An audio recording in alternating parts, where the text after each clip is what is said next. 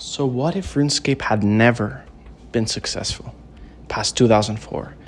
We know the game as today, RuneScape 2. We added Slayer. From what I hear, it was very much inspired by World of Warcraft fetch quests, which we had none of that in RuneScape. It was a complete sandbox.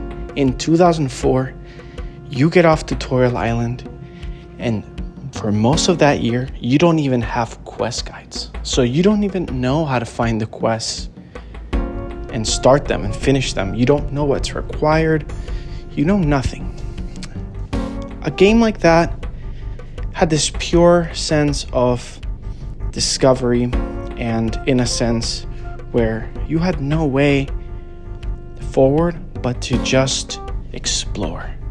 The first time you went into the wilderness, and maybe the first time you got PK'd by a player, or the first time you went up White Wolf Mountain and realized you weren't that high level. If you were free to play, that first time you went to West Varrock and got earth bolted by the dark wizards. What if that's all we knew? And YouTube exists, and one day it's 2024 and I wake up on my computer and I find this really old video of this game that had so much potential. We called it RuneScape 2. I made it to the first year, and something happened at the end of 2004. Does not keep going. So I start thinking to myself, let me recreate this into the modern world. Like, what would I do if I wanted to bring RuneScape 2004 into the modern world? And the reason why I said this is because there is something really unique about how RuneScape in 2004 feels that I kind of felt in 2005 when I first started playing, but I didn't truly understand the intention of this game until I actually played Lost City.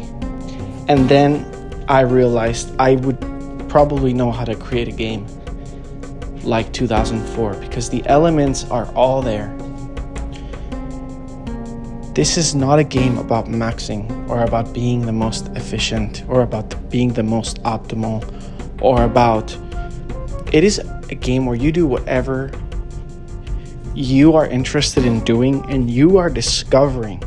So if I were to recreate the game as it was, I may keep the graphics but make it all very polished, maybe 120 FPS. I would keep the tick count, everything. I would really only worry about the quality of life updates, like make X, make 10, make 5. That is a great update.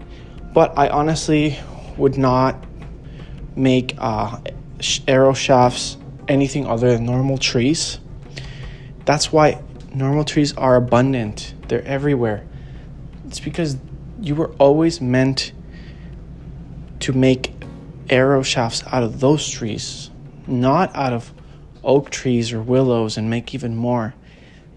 The game wasn't punishing you for the grinds, it was rewarding you. And if you can see some of our favorite series, our Chunk Man series, right? Some of these grinds are doomful. I mean, they are dreadful.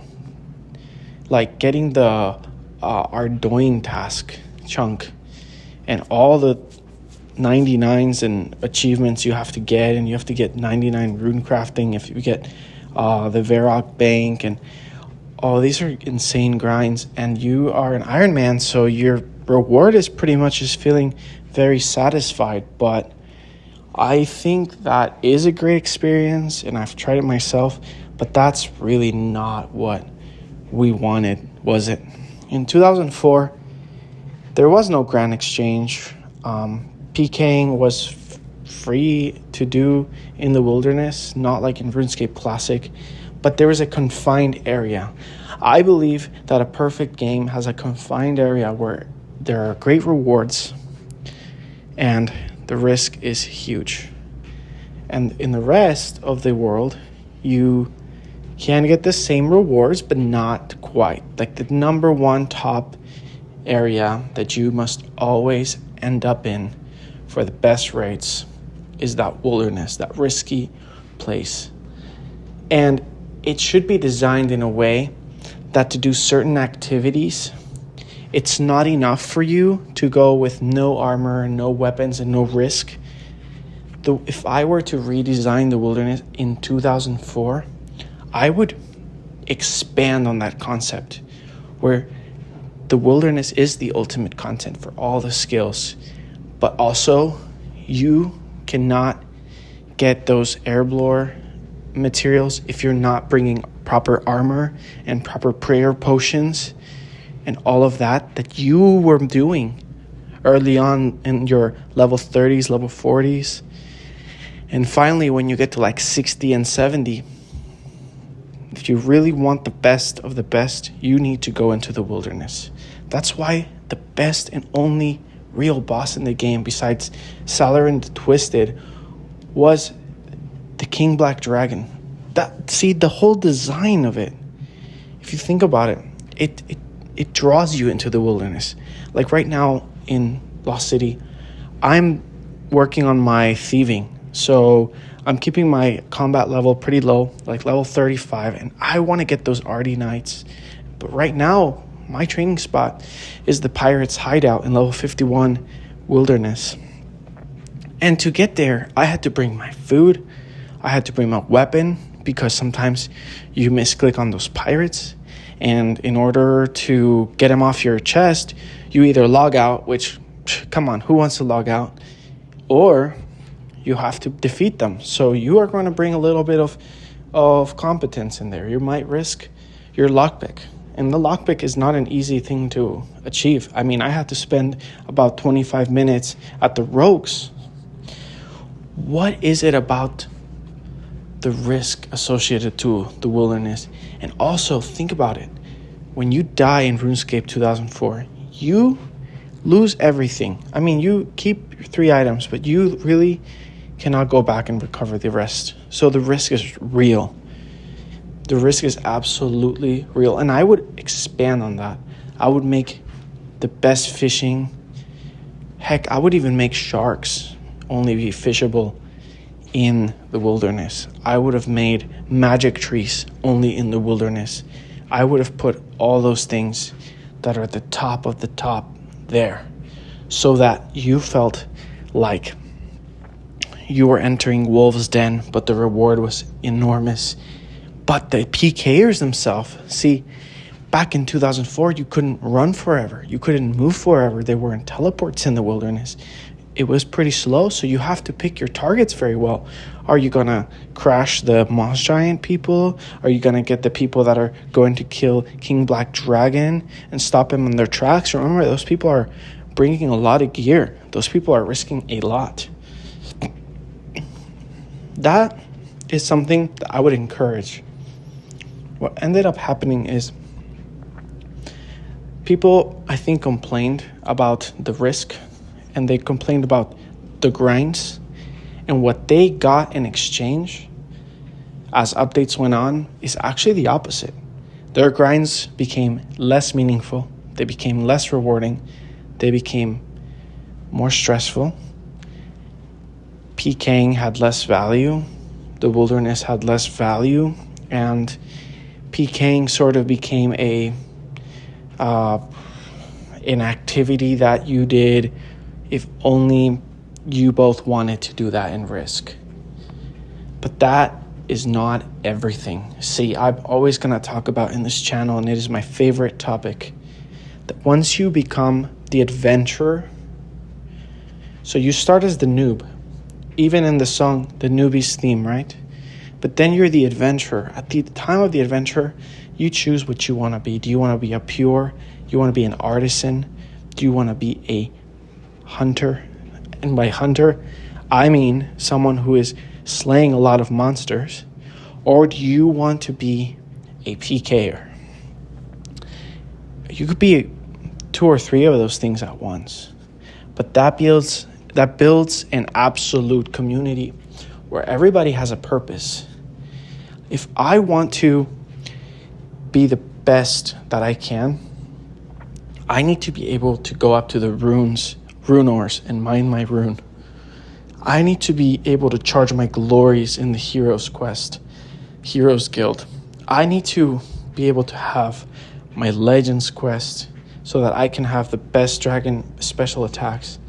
And not just that. If you choose to be a pure, you don't get that access. So you've actually committed to be a PKer. And that's cool and all and great, but you have to stake a lot, and your defense is so low, you're going to get hit by a lot. And when you want to crash the best content, which I think is where we should have kept pushing, we should have kept pushing more wilderness content, more high-level content into the riskier areas.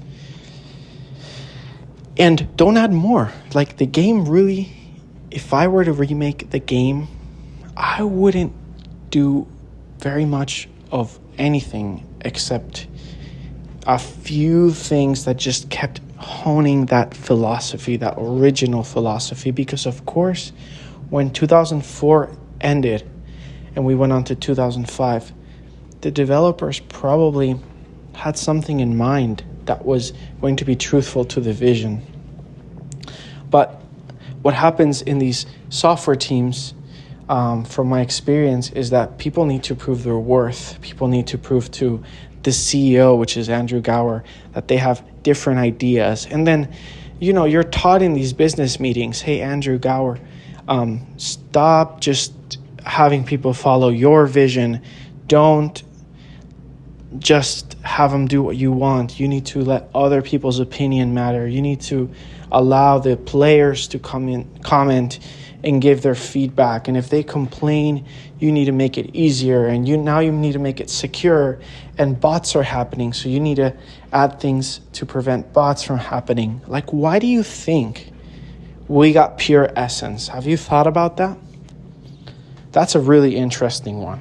And I won't keep it too long because we're already at 12 minutes. But the reason why that they wanted the pure essence is because they didn't want someone to create many accounts and really quickly go into mining rune essence, because that would take 20 minutes of account creation, and you already have a bot farm of rune essence. To prevent that, they made it so that the better runes needed pure essence, which means you need 30 mining. You need 30 mining. And at that point, it's very hard to create that many bots or that many alternative accounts, because you're putting a 30 mining cap on there. So you're reducing by like 90%. But now imagine a game in 2025 where we have multi-factor authentication. We have way more measures to prevent things from happening, like in the podcast by Paz, Pizzazz was saying, or Ben was saying that they wanted to make the logout timer longer. And when they do that, now people can't abuse logging out, right? They have to wait to log back in. That makes their experience per hour inefficient. If you log out, it's better to wait. And now you're allowing the actual game's course to run. So if you would have kept the vision of 2004, you would have kept the game a little bit smaller. And that is the next topic that I want to talk about.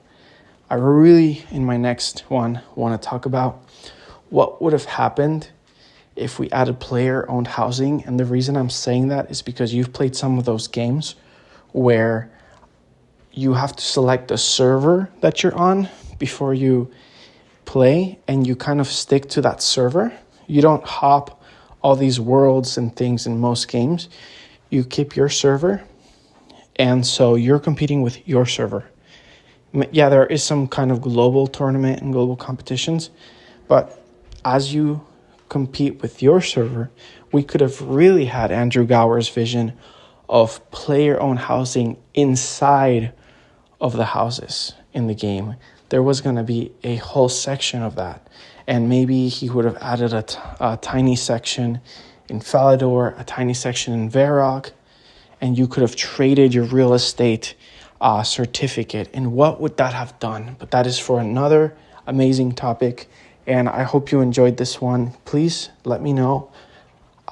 Would you have liked a game that went on with the vision of 2004 RuneScape? Or did you like what happened in 2005? I personally love 2005, but I am very intrigued to see what would have happened if the company had listened a little less to the player base. They had listened a little less to some external ideas from other developers and just kept the original vision. And I know that sounds crazy, but the original game had something that the future versions did not.